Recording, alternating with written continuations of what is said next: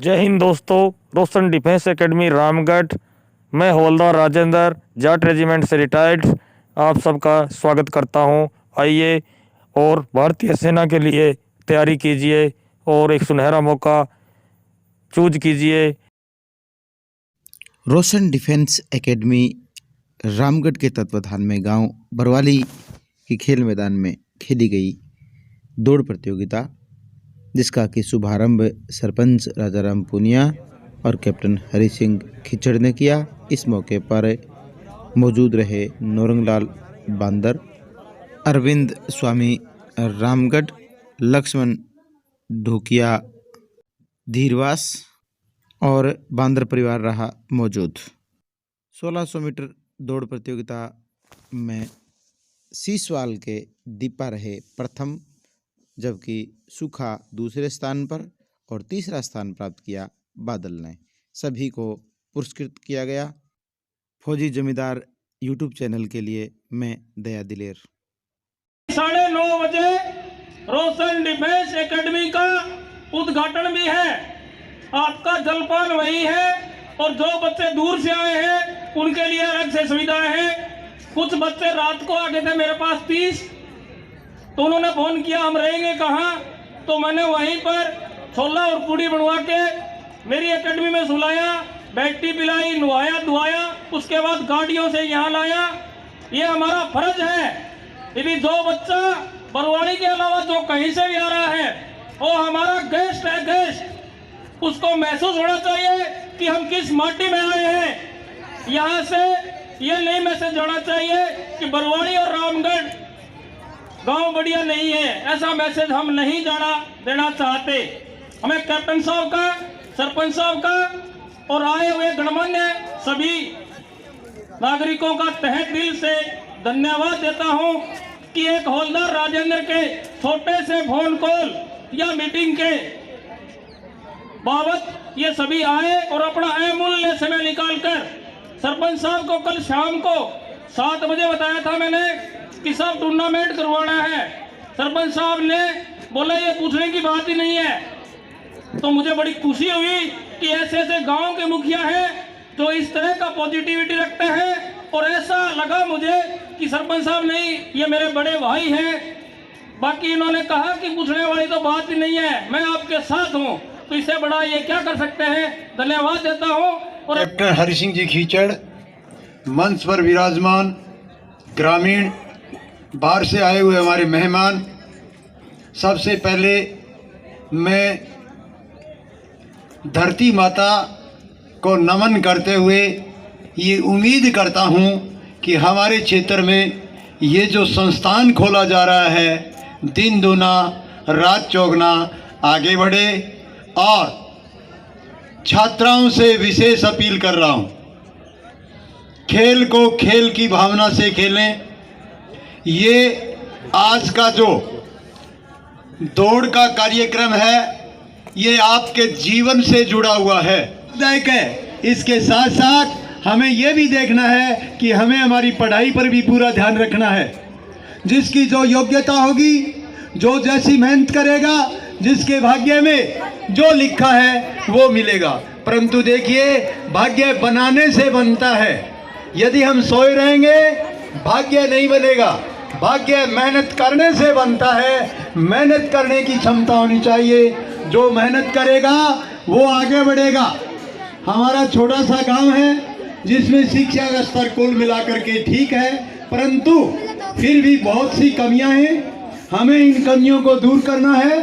हमारे क्षेत्र में जैसा कि पूर्व वक्ता कैप्टन हरि सिंह जी खीचड़ ने बताया था कि हमारा जो तबका है वो खेतिहर तबका है और खेतिहर तबके के पास अपने परिवार का लालन पालन करने के लिए भी अर्थ नहीं होता है। पढ़ाई के अंदर पैसे लगते हैं। माँ बाप दिन रात मेहनत करके आपको पैसा देते हैं। आपको उस पैसे का सदुपयोग करना चाहिए।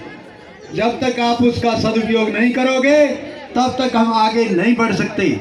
देश का सारा भविष्य आपके कंधों पर टिका हुआ है। देश आपका है, किसी दूसरे का नहीं है। घर आपका है, गांव आपका है, तहसील आपकी है, स्टेट आपका है, देश आपका है, विश्व आपका है। यदि आप इस सोच से आगे बढ़ेंगे तो निश्चित बात है कि देश और विश्व तरक्की करेगा। हम यही चाहते हैं कि हमारा देश आगे बढ़े, पूरा विश्व आगे बढ़े, विश्व के अंदर सुख शांति और समृद्धि हो, हर व्यक्ति अपने कर्तव्य को समझे, ईमानदारी से काम करे। एक बहुत ही अच्छी बात बताई थी कि लोग पैसे लेते हैं, बिल्कुल गलत बात है। पैसे से कुछ नहीं होता है। मेरे सामने उदाहरण है, एक व्यक्ति आज से 30 साल पहले मेरे से पैसे लेने के लिए आया कि मेरा बेटा मिलिट्री में भर्ती हो रहा है और उसको 50,000 रुपए चाहिए। मैंने कहा पैसे से भर्ती नहीं होगी, भर्ती तो खुद के अंदर योग्यता से होगी। यदि व्यक्ति में योग्यता है तो अपने आप उसका चयन हो जाता है। कहने से नहीं होता है, काम करने से होता है। छोटे से गांव के अंदर काफी सेवाएं लोग सरकारी सेवा में हैं और मेरा एक सपना बहुत पहले से है। मैं यहाँ प्रधानाध्यापक के पद पर भी रहा था, उस समय भी मैंने ये बातें कही थी। आज भी मैं कह रहा हूँ कि मेरे गांव के अंदर नौकरी में है, मिलिट्री में है, पटवारी हैं, ग्राम सेवक हैं, डॉक्टर हैं, इंजीनियर हैं, परंतु 2-3 चीज ऐसी हैं जो अभी तक हम हासिल कर नहीं सके। उसके लिए हमें प्रयास करना है कि वो मंजिल हमें प्राप्त करनी है। वो मंजिल है प्रशासनिक पदों की, RAS, IAS, मिलिट्री के अंदर उच्च पद। इन पदों पर अब तक हम विराजमान नहीं हैं। बरवाली हो जाता है, रामगढ़ हो जाता है, नेत्राना, परलिका, नौर, फेपाना, कोई भी हो, जितने भी प्रशासनिक अधिकारी और मिलिट्री के अंदर उच्च पदों पर लोग जाएंगे तो मोटिवेशन मिलेगा, प्रेरणा मिलेगी, साधन मिलेंगे, सुविधाएं मिलेंगी, तो निश्चित बात है आने वाली पीढ़ी उतनी ही ज़्यादा तरक्की करेगी। तो देखिए, जो खिलाड़ी आए हुए हैं, जिन्होंने अभी एंट्री नहीं करवाई है, पुनः एक बार निवेदन, जिनकी अभी तक एंट्री नहीं हुई है वो पहले अपनी एंट्री करवा लें ताकि प्रतियोगिता में भाग लिया जा सके। बिना एंट्री के प्रतियोगिता में भाग नहीं लिया जाएगा। मैं तो ये सौभाग्य मानता हूँ कि हमारे गांव में और हमारे क्षेत्र में ऐसे सैनिक जो आने वाली पीढ़ी को देश की रक्षा, खुद का स्वास्थ्य और क्षेत्र का नाम रोशन करने के लिए ऐसी कोचिंग, ऐसे संस्थान यहाँ पर स्थापित कर रहे हैं। संस्थान स्थापित करने का मतलब इनका ये नहीं है कि हमें धन कमाना है। इनका उद्देश्य है देश को आगे बढ़ाना, हर आने वाले युवा के स्वास्थ्य को मजबूत करना।